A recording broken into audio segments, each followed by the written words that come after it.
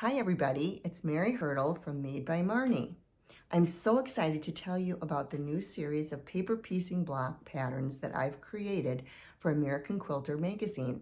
In 2025, each edition will have a different pattern that comes with it, plus a video you can watch on a tip for paper piecing. This first video will be about the honeybee block, which will be in the January and February edition of American Quilters. And the tip for this month is how to use the butterfly effect to make your paper piecing easier. I promise you're gonna love this tip. Let's go over some of the tools you're going to need. Basic things, a scissors, a seam ripper, a radial cutter. You'll need some kind of a tag board like a bookmark for folding your pattern. I find this tool essential. It's an add a quarter ruler. It has a 1/4 inch lip on the back. Comes packaged like this. It's essential because when you're folding your pattern, you can butt up to that folded edge of the pattern and easily cut your 1/4 inch seam allowance. You also need some kind of a cutting board, and you'll need an iron and an ironing board. Set your stitch length on your sewing machine for 1.5. That is about 20 stitches per inch.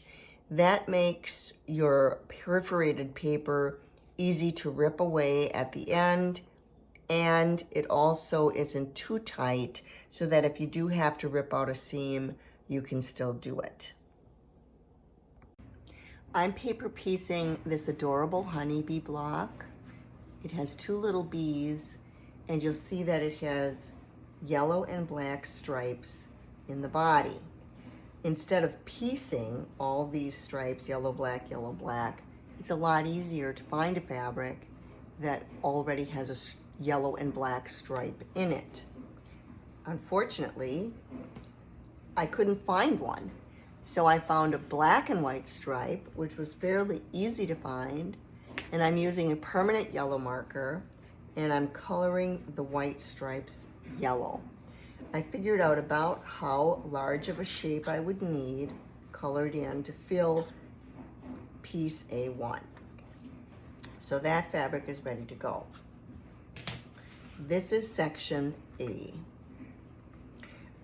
The block I'm doing has 6 different sections in it, A through F. I'm going to paper piece one section at a time, and then I'll be sewing section A to B, and then A, B to C, and so on. I'm going to follow the numbers on this pattern. So now A1, 1 will be my first piece, then I'm going to add A2, and then A3, and so on. My pattern actually has the words on of what color I'm using. The pattern in the magazine might be slightly different as far as what colors you're using and how it's told to you.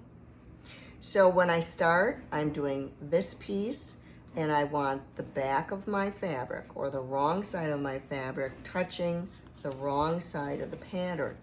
And I'm going to lay those together on top of each other, and I want to make sure that all those parts that I colored yellow will be shown. And then I'm going to take a pin, and I'll just pin my fabric onto the back of the pattern. That's the only piece that I pin in place. Now I need that cardboard or tag board. Between piece 1 and 2, there's a line. I'm going to line up my tag board and fold the pattern back along that line. And then I'm going to cut. You know, normally you would cut with your 1/4 inch, add a 1/4 ruler, just cut off what you don't need. And then I'm also going to trim off what I don't need this way, just to get it out of the way. And I'm using the add a 1/4 ruler again. I like to cut from this direction. You can see that the 1/4 inch part butts up right against that folded paper. Then you can leave the tag board in when you do this. Now the piece fits, and I have 1/4 inch amounts marked on both sides. Okay, so now make sure I'm going to number 2. Fold the pattern back. Number 2 is going to be pink. And I have the pink right here. And it's a scrap. I'm always using my scraps. I don't need a huge scrap, but if I use a too small of a scrap, it might not be big enough to fill that area, number 2. So as it's folded back, I'm going to line up this straight edge that I just cut on the stripe, and I'm going to line it up with any straight edge on my scrap. And as long as I can see through this pattern, I can see the back of these lines through the pattern, because I use thin paper when I'm copying my pattern. So I need to know that that shape fits on that pink. And this is called the butterfly effect, because you're going to be flipping the fabric and flipping the pattern over for after you're sewing, after you sew it.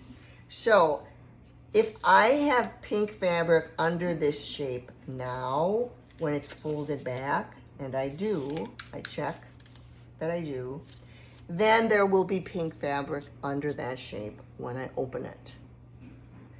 If I were to place it way up here, where the scrap becomes very narrow, you can see that I wouldn't have fabric there.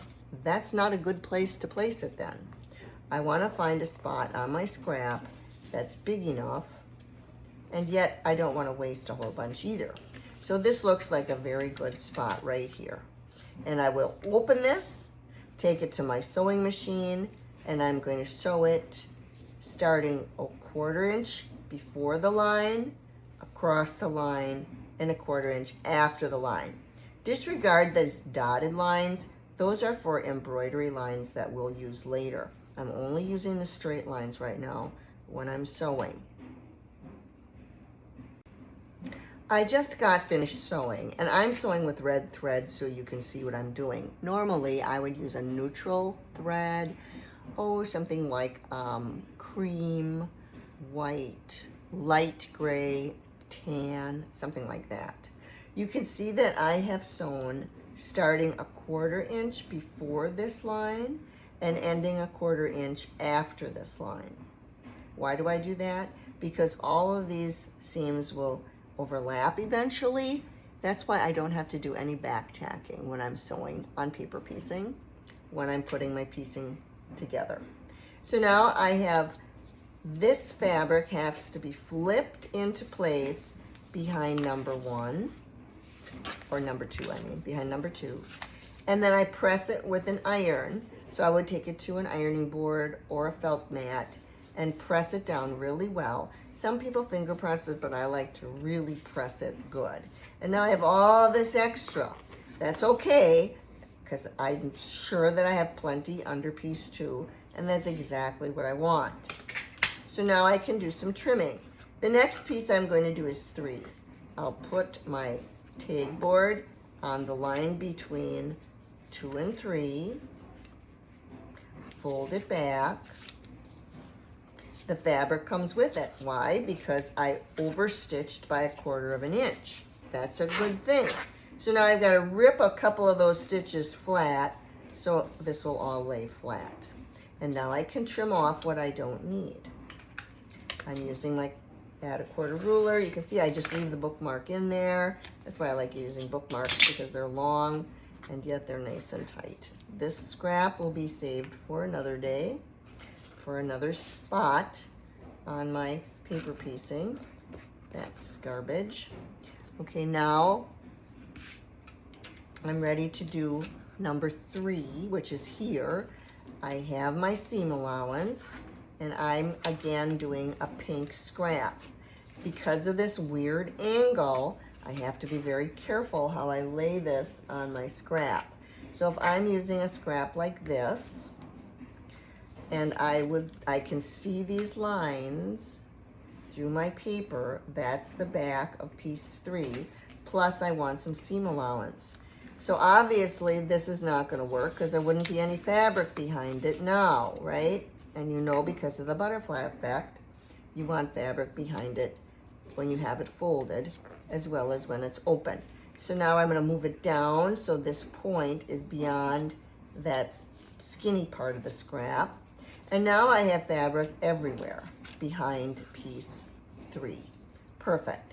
Take it to my sewing machine, open up the pattern. I'm going to sew from 1/4 inch before this line to 1/4 inch behind this line, which I've already done here. You can see I've sewn with the red thread again, so you can see it, using a 1.5 stitch length. So now I'm going to flip this fabric in place, and I'm going to press that nice and flat with my iron. And it doesn't matter if you use steam or not. Some people think the steam makes the paper wet. I've never had that happen, so I can't say that's a problem. If you're worried about the piece laying nice and flat, because you don't want it to bump like that when you sew another piece on, I will take a big piece like this, and I'll actually put a pin into it, into piece 3, just to keep it flat right now while I'm sewing. I can trim off some of this, but I'm generous. I'm leaving it way past the 1/4 inch seam allowance, and I can trim off where 4 will go, because that's also going to be pink. And again, I've got to rip those stitches back. I've got to put my ruler on and trim it to 1/4 inch. And now I have this nice scrap to use on another part of my block. And I continue in this manner until I have all the pieces done. Make sure it's pink. Make sure you're working on 4. I could put it here. I would not want to put it here, because there's no fabric behind it when I do that. So that's your checkpoint, the butterfly effect. Make sure there's fabric behind it now, so when you flip it, there will be fabric behind it then. And that's the big tip for today. When you begin your paper piecing, that's how you tell that you're going to have enough fabric. And that's the biggest problem that I have with customers when they say, okay, I'm just not using pieces that are big enough. Well, then start with a nice big scrap, like up the size of a piece of paper, like about 9 by 11, and then whittle away on it, like I've been doing, and then just be a little more generous with your fabric, and you won't have that problem. That's my tip for today. Have a great day, and I will see you for the paper piecing video number 2. This was number 1. The tip was the butterfly effect. For the next magazine in American Quilters would be March, April. I will be back with another tip. Thanks.